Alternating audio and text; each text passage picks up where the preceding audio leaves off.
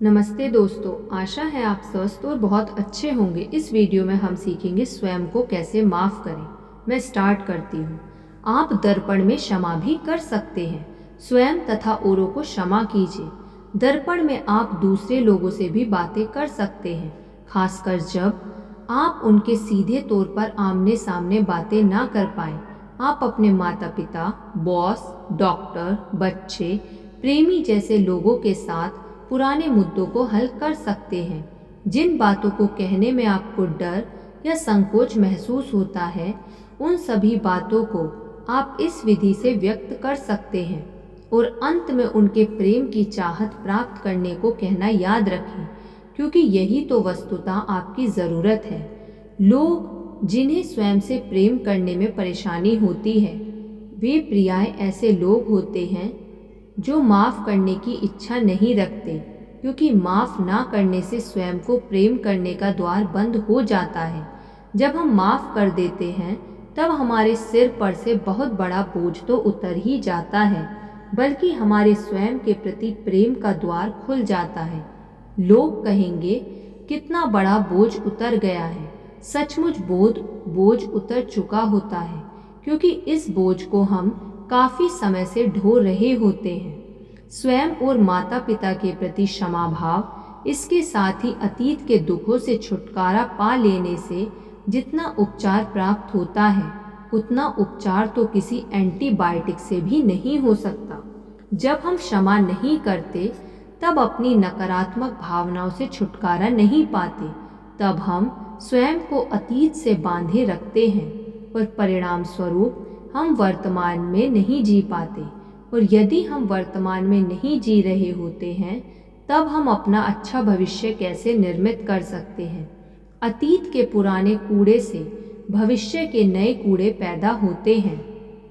दर्पण के सामने लिए गए उद्गार काफ़ी फायदेमंद होते हैं, क्योंकि आपको अपने अस्तित्व का सच ज्ञात होता है। जब आप उद्गार करने के शीघ्र बाद ऐसे नकारात्मक प्रत्युत्तर सुनते हैं, तुम किससे बचकानी बातें कर रहे हो, यह सत्य नहीं हो सकता, तुम इसके लायक नहीं हो, तब आपको अपने प्रयोग के लिए उपहार हासिल हो चुका है। आप जिस परिवर्तन की चाह रखते हैं, वह आपको तब तक हासिल नहीं होता जब तक आप यह जानने के प्रति इच्छुक नहीं रहते कि ऐसा क्या है जिसने आपको रोके रखा है। अभी आपके जिस नकारात्मक प्रत्युत्तर की प्राप्ति हुई है, वह आपके स्वतंत्रता की कुंजी बन जाता है। उस नकारात्मक प्रत्युत्तर को ऐसे सकारात्मक उद्गार में बदल दीजिए, जैसे अब मैं सभी अच्छी चीज़ों के लायक हूँ, मैं अच्छे अनुभवों की भरमार अपनी ज़िंदगी में चाहती हूँ। इस नए उद्गारों को तब तक दोहराते रहें जब तक कि आपके जीवन में हिस्सा नहीं बन जाते। मैंने उन परिवारों को भी काफ़ी परिवर्तित होते देखा है, जहाँ केवल एक व्यक्ति ही ऐसे उद्गार करता है। जो टूटे एवं बिखरे परिवारों से आते हैं, उनके माता पिता की उनसे बात भी नहीं होती। मैंने उनसे ऐसे उद्गार व्यक्त कराए हैं। मेरी अपने परिवार के सभी सदस्यों के साथ स्नेहिल, जोरदार और खुलकर बातें होती हैं, या उस खास व्यक्ति से जिससे उन्हें परेशानी होती है। जब हर समय वह व्यक्ति या परिवार दिमाग में छाया रहता है, तब मैं उन्हें दर्पण के सामने जाकर बार बार ऐसे उद्गारों को व्यक्त करने के लिए कहती हूँ। बड़ा आश्चर्य होता है, 3 या 6 या 9 महीनों के बाद वे माता पिता भी मीटिंग में नजर आते हैं। स्वयं से असंतुष्टि एक आदत है।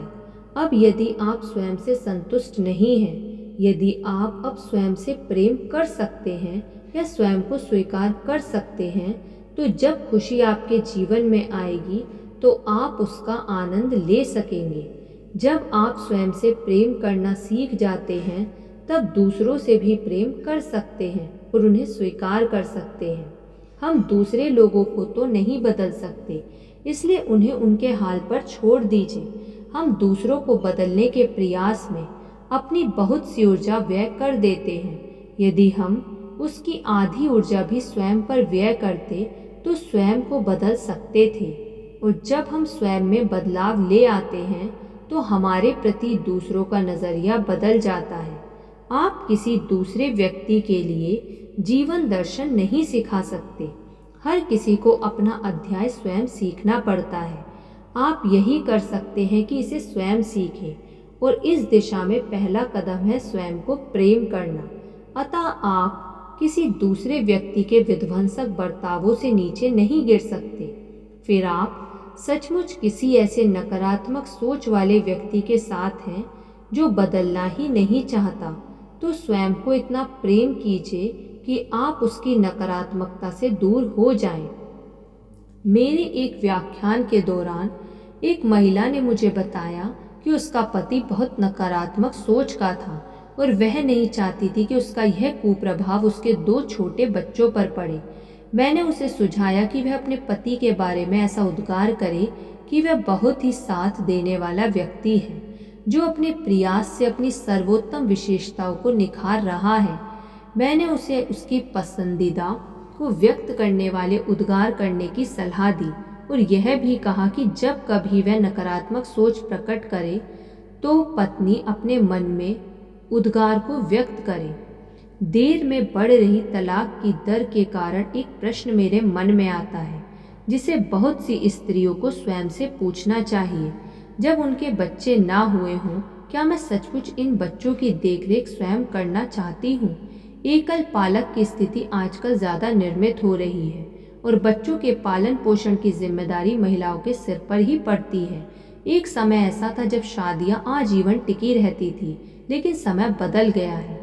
इसलिए इस स्थिति पर निश्चित तौर पर यकीन करना होगा, क्योंकि पर्याय हम अस्वस्थ संबंधों को ढो रहे होते हैं।